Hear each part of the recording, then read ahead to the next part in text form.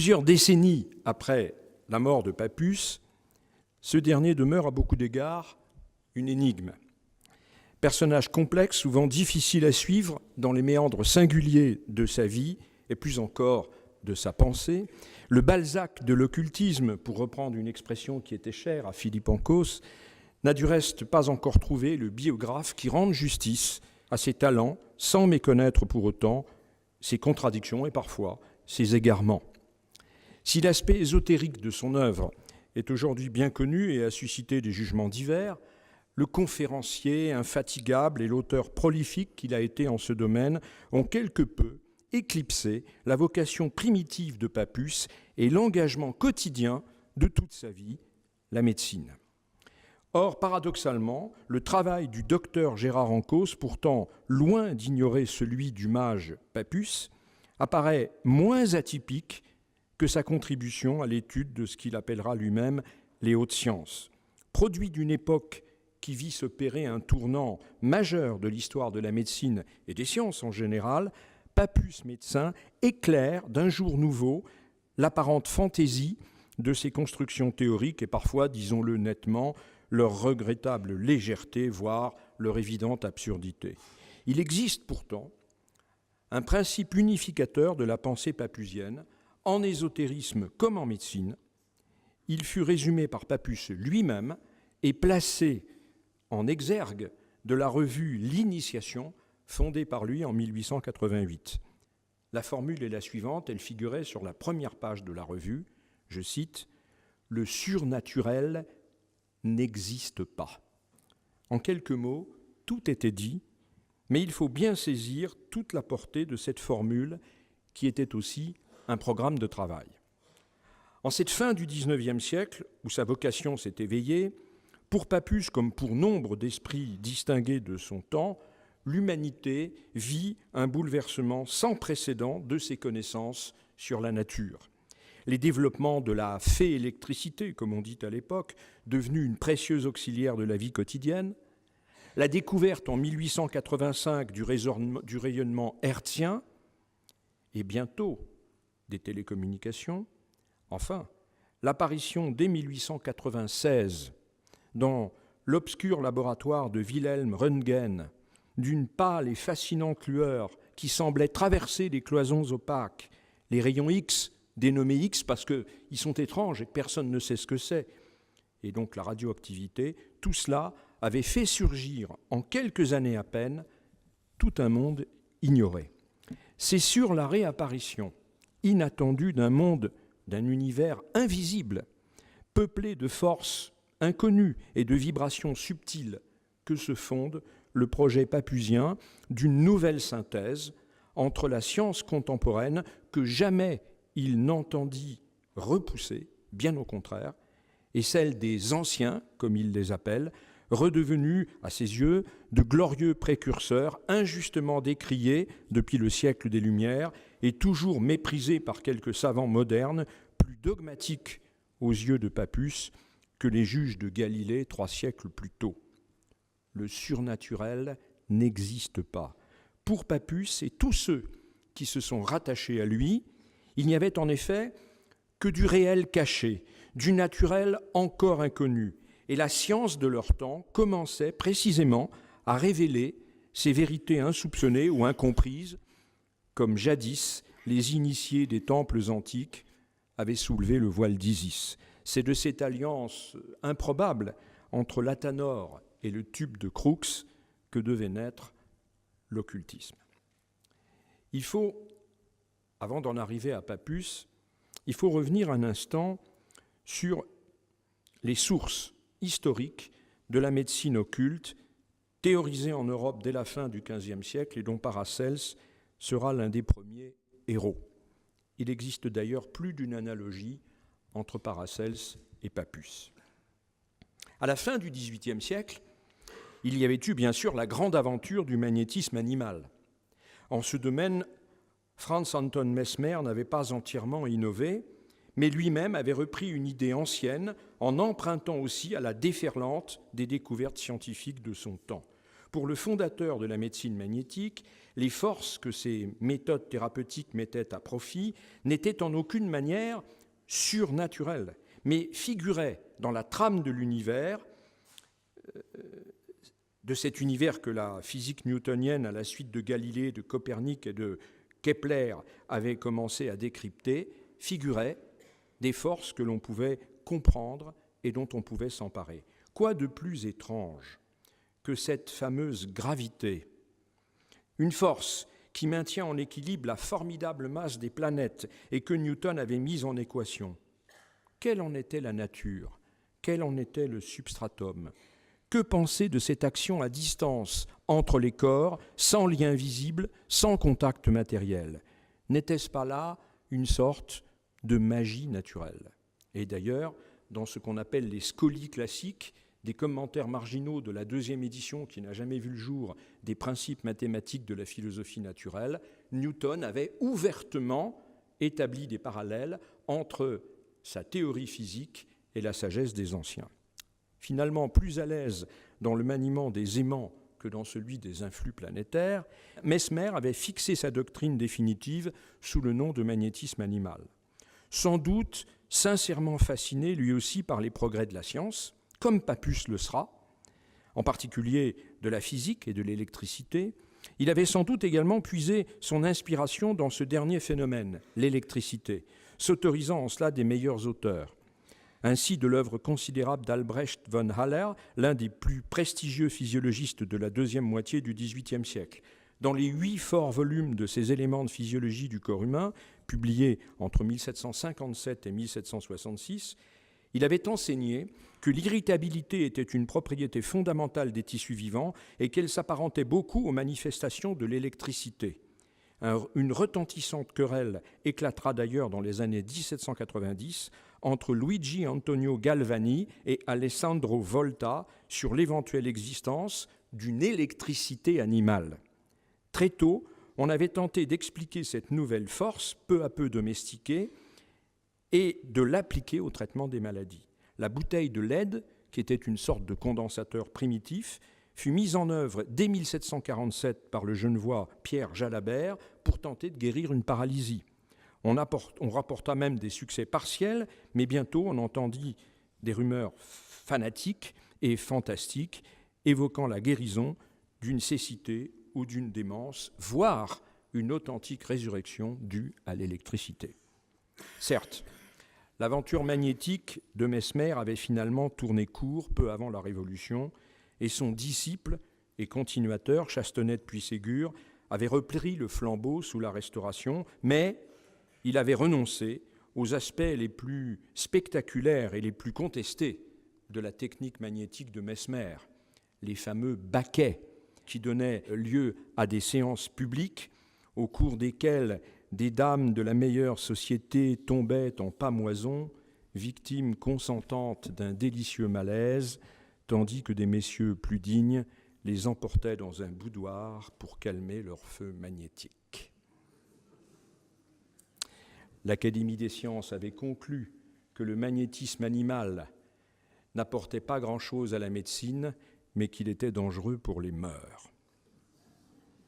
En revanche, le retour à la technique princeps de Mesmer, c'est-à-dire une sorte de transfusion magnétique par des attouchements du magnétiseur sur, je cite, les plexus de nerfs qui se trouvent au creux de l'estomac, ce qui posait des problèmes pour la magnétisation des jeunes femmes, avait suscité l'apparition d'un phénomène nouveau, ce qu'on va appeler le sommeil magnétique.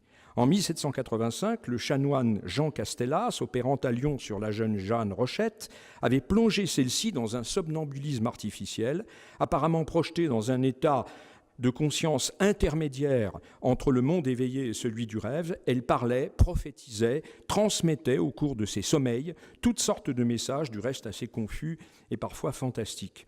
Le magnétisme animal avait conduit à l'hypnose médicale. Quelques décennies plus tard, Pappus saura s'en souvenir. Une autre source de la fin du XVIIIe siècle et du premier tiers du XIXe siècle trouva chez Pappus et ses amis une fortune nouvelle, l'homéopathie.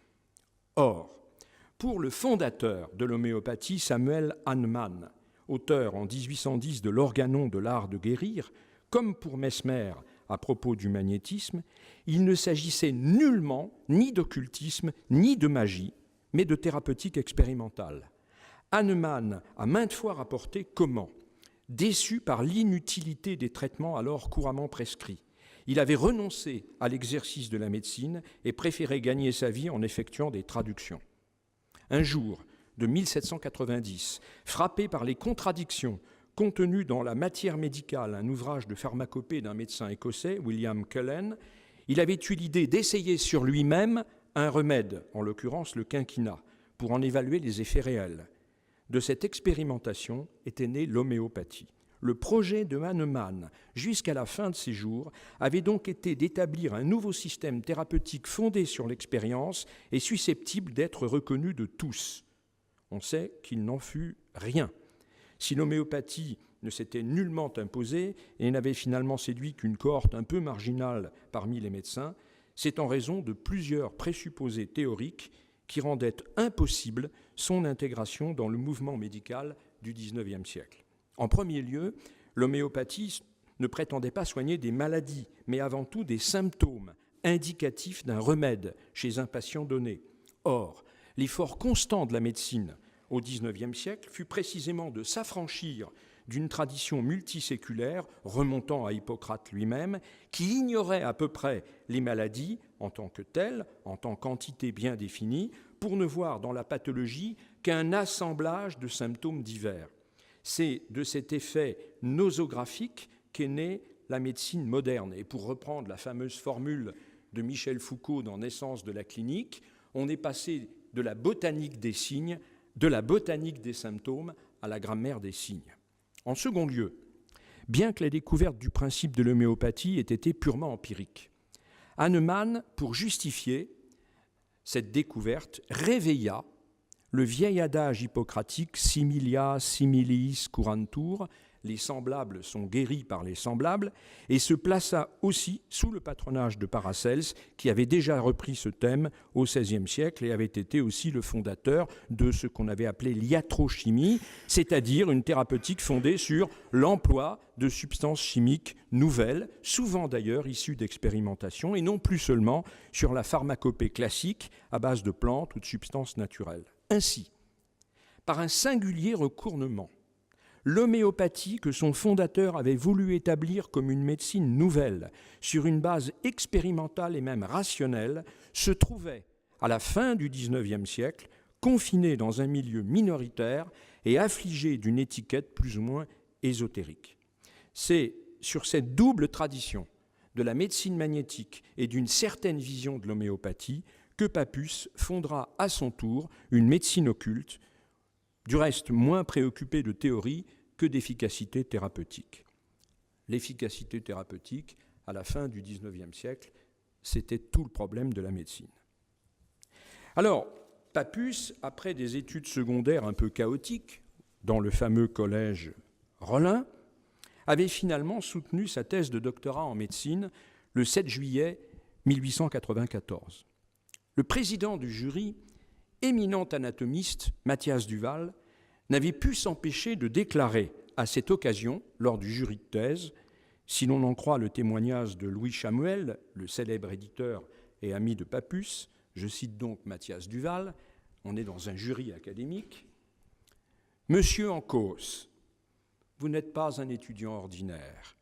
Sur des sujets philosophiques et médicaux, et surtout sur des matières troublantes que je n'ai pas à apprécier ici, sous votre nom ou sous un pseudonyme que vous avez déjà rendu célèbre, il faut noter qu'il a 26 ans à ce moment-là, vous avez écrit des livres de haute valeur, c'est ce que dit le professeur Mathias Duval, et je suis fier d'être votre président de thèse. » Le sujet de cette thèse n'était du reste pas indifférent. L'anatomie philosophique et ses divisions précédées d'un essai de classification méthodique des sciences anatomiques. La thèse sera même éditée par Chamuel et elle plaçait d'emblée la carrière du nouveau docteur sous de singuliers auspices. Si ce travail de 164 pages se référait aux auteurs classiques du XVIIIe et du XIXe siècle, époque où s'était accomplie la synthèse finale des connaissances anatomiques, et s'il faisait aussi une place appréciable à son président de thèse, Mathias Duval, personnage alors incontournable de la faculté de médecine de Paris, on pouvait y débusquer, dans l'ombre de Gérard Encausse, sollicitant les lauriers de ses maîtres, les conceptions plus atypiques du déjà célèbre Papus, d'où d'étranges rencontres. Le docteur Encausse, dans sa thèse, consacrait en effet de longs développements à ce qu'il appelle l'anatomie philosophique, successivement qualifiée de descriptive, comparative et même transcendante. Pour illustrer ce dernier aspect, il établissait de copieuses listes de correspondances entre les muscles, des bras, des cuisses, des avant-bras, des jambes, des pieds, des mains, et même appelait à son secours l'anatomie homologique, entre guillemets, du docteur Adrien Péladan, le frère du célèbre Joséphin Péladan, infortuné praticien, mort en 1885 pour avoir absorbé de la strychnine sans réfléchir pour montrer que ce remède était inoffensif. Enfin, l'anatomie philosophique et ses divisions citaient abondamment la Kabbale, en tout cas telle que Papus pouvait la voir, et surtout la mathèse du docteur Jean Malfatti de Montereggio, publiée à Vienne en 1844 et consultée dans une traduction procurée en 1849. Faisant un sort particulier à ce dernier ouvrage, Papus, car c'est désormais bien lui qui avait pris la plume doctorale, en exposait complaisamment les thèses singulières. Par exemple, dans une thèse de médecine, on pouvait lire, je cite, « De même que il faut s'accrocher, de même que le cœur passe à l'état de sang coagulé dans les fibres et dans les muscles, en revêtant ainsi son intérieur et son extérieur selon sa formation spontanée, de même, le cerveau transforme sa substance médulaire en substance tendineuse et osseuse. » Bien. 16 ans après la mort de Claude Bernard et près de 30 ans après la publication de son Introduction à l'étude de la médecine expérimentale, texte fondateur de la physiologie moderne, la thèse du docteur Encausse, il faut le reconnaître, ne manquait pas d'audace.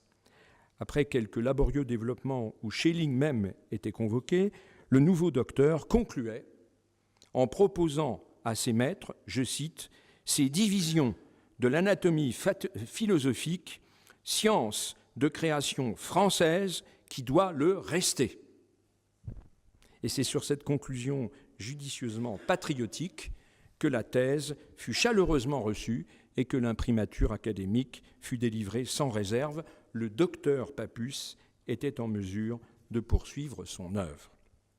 Les témoignages qui nous sont parvenus sur l'activité médicale de Papus sont largement hagiographiques. Les sources insistent sur son profonde humanité, son désintéressement, son inlassable labeur partagé entre ses deux cabinets, l'un à Paris, l'autre à Tours. Il y gagna, nous dit-on, l'estime et la reconnaissance de ses innombrables patients.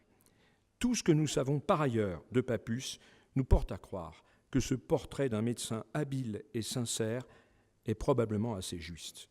Les orientations de la pratique médicale du docteur Encausse ne sont pas non plus très surprenantes.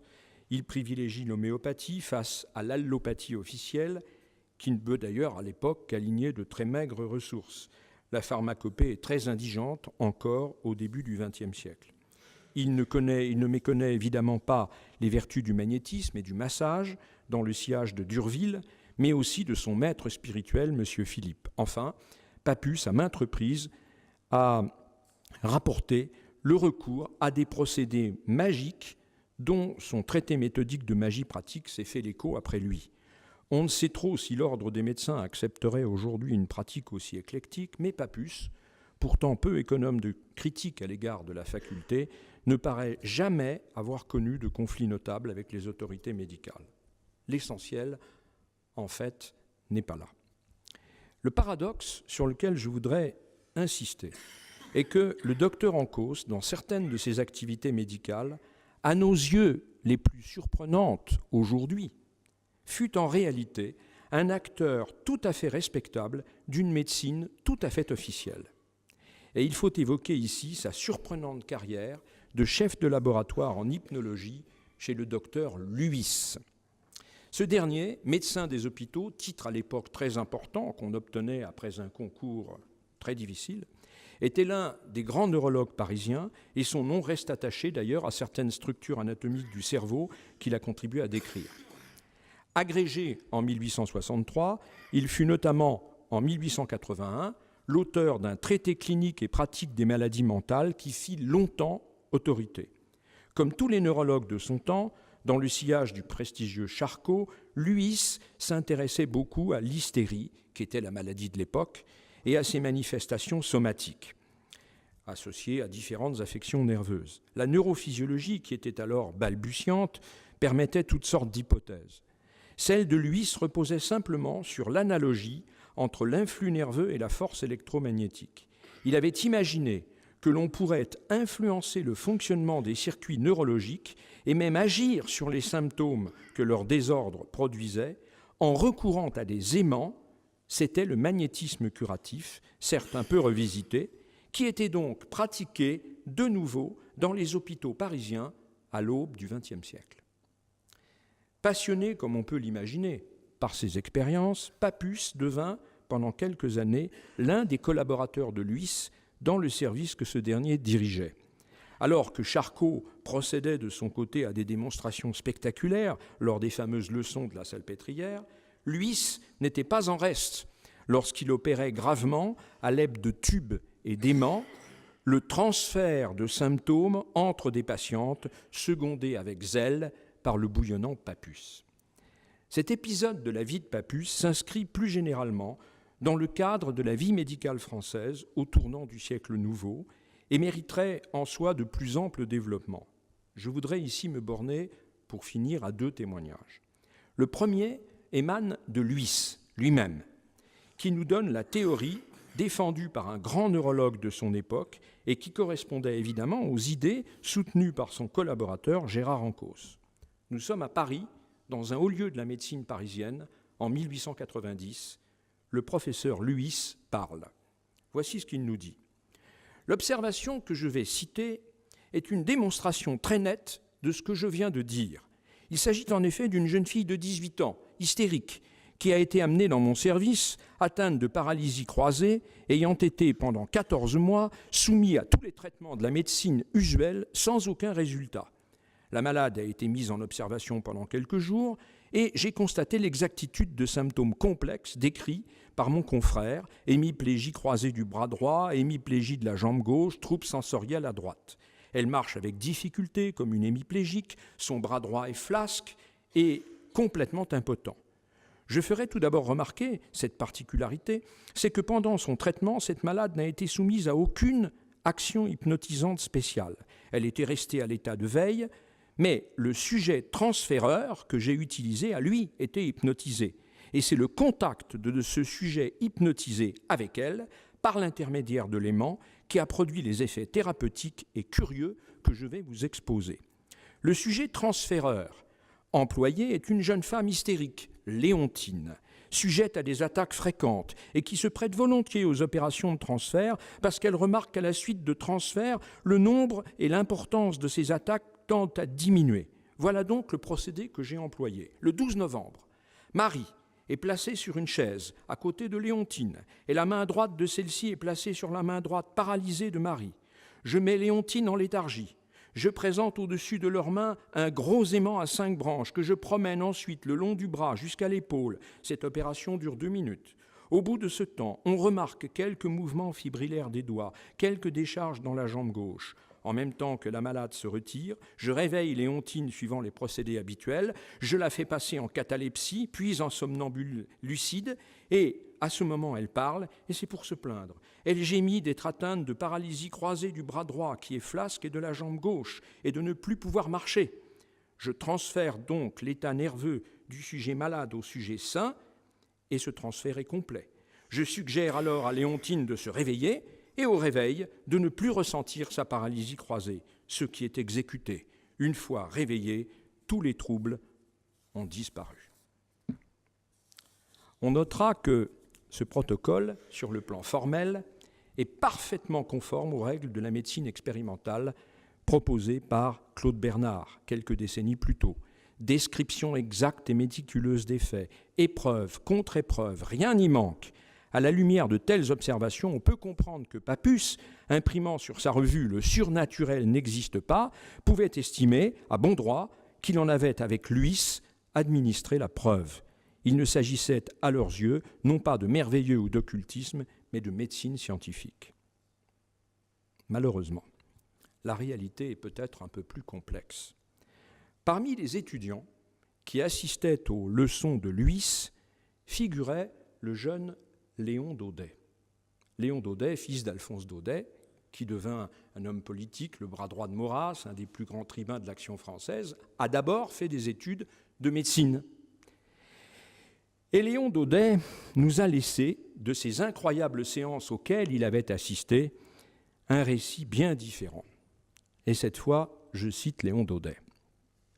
Luys, le docteur Luys, hébergeait à la Charité toutes les simulatrices nerveuses de Paris.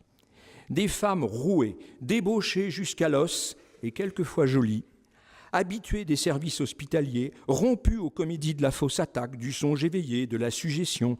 Il fallait voir le confiant Luys, pareil à un gros et beau perroquet blanc, décrivant sur des tableaux en couleur le puits somnambulique extraordinaire de Sarah, de Suzanne et de Lucie, les phases de leurs hallucinations, cependant que Sarah, Suzanne et Lucie, sagement assises sur des chaises, se trémoussaient et se pinçaient pour ne pas se tordre de rire. Les étudiants alentour soufflaient à ces jeunes et belles personnes des expériences abracadabrantes, purgations et vomissements obtenus à l'aide de flacons bouchés dont elles étaient censées ignorer le contenu, lecture d'un texte les yeux bandés qu'un de mes camarades leur soufflait, description à distance d'un objet censé inconnu. On n'imagine pas, poursuit Léon Daudet, le degré de crédulité auquel peut descendre un savant qui veut justifier sa marotte à tout prix. On lui ferait prendre une pomme de terre pour un cheval au galop. J'ai vu de mes yeux Luys présenter à l'hystérique Sarah un tube bouché avec ces deux mots « ricin, colique ». Les premiers rangs de l'auditoire se tenaient les côtes. Le professeur, lui, ne bronchait pas. Il attendait que l'effet de ce qu'il appelait le spasme idéoplastique intestinal se fût produit, et il promenait alors sur l'assistance un regard victorieux. C'est à l'aune de ces expériences singulières, mais pourtant admises dans les lieux les plus respectables de la médecine, qu'il faut en définitive juger l'étrangeté apparente des théories papusiennes en médecine comme en d'autres domaines du reste. Les théories confuses de la neuropsychiatrie naissante n'avaient rien à envier aux interprétations parfois insensées des premières manifestations de la radioactivité.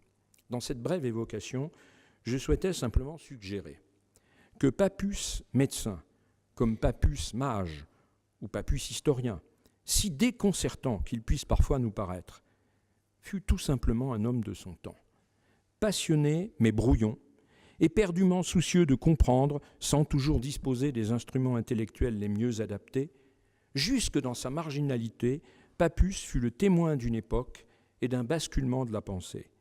L'ignorance de ce contexte a souvent produit de lui une image en grande partie fausse. La carrière médicale de Papus nous le confirme. Papus n'a eu que des juges. Il attend son historien. Merci.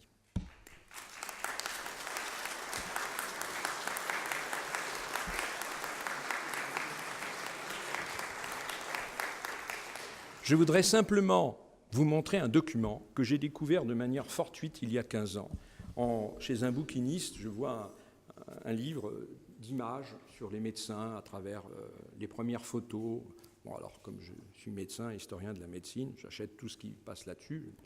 Et je tombe en arrêt sur une photo où on nous montre le docteur Luys, c'est ce que dit le texte, dans une séance de transfert magnétique. Il y a une photo qui est prise. Et l'auteur du livre dit, voilà, docteur Luys, entouré sans doute, dit l'auteur, de quelques-uns de ses collaborateurs. Et quand on regarde la photo, on s'aperçoit qu'en face de Luys, il y a un gros homme barbu avec son tablier qui n'est autre que Papus.